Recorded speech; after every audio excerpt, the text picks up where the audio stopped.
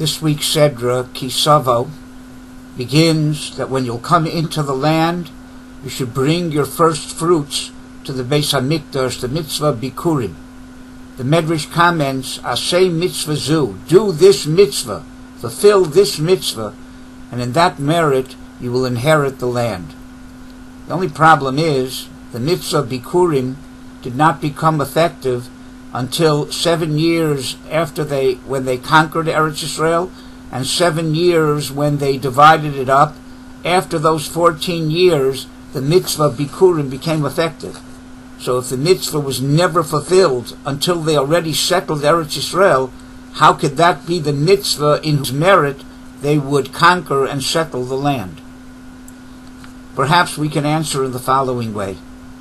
Torah tells us concerning the Korban Pesach, the Passover sacrifice. Moshe Rabbeinu told them the laws of the Passover sacrifice on Rosh Chodesh Nisan. And the Torah says immediately after that, Vayelchu vayasu b'nei Yisrael. The Jewish people went and they did what Moshe said. The Medrash asks, how could they have done anything? The mitzvah didn't start till the 10th day of Nisan when they were to take the lamb, and on the 14th when they were to slaughter it. So they didn't do anything for almost 2 weeks. So how does the Torah say they went and they did? Aliya, the Medrash says, since they accepted and committed themselves to do it, it's as if they did it already. Similarly, we find in the Meiri that a person who accepts and commits himself to repent, even if he has done nothing yet, but he already changes his status, and he's called a chassid, he's called a righteous person. We see from here that the commitment, the acceptance of doing something in the future has already changed the person's status and is considered as if he did it.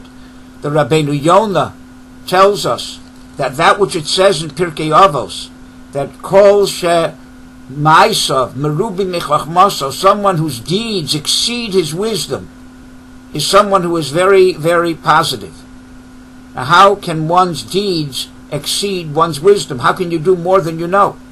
Says the Rabbeinu Yonah, someone who commits himself to do whatever he will learn, even if he doesn't know it now, but he commits himself to do it when he'll learn it, it's as if he did it already. So it's possible for one's deeds to exceed one's wisdom.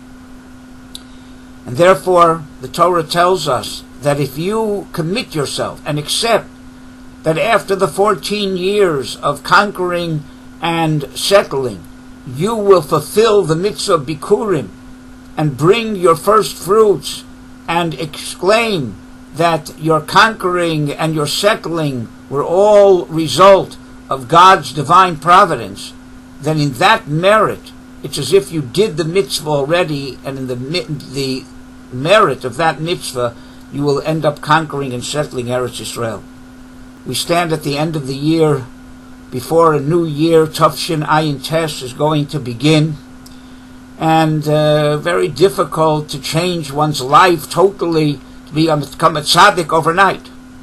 What God is looking for is commitment, acceptance.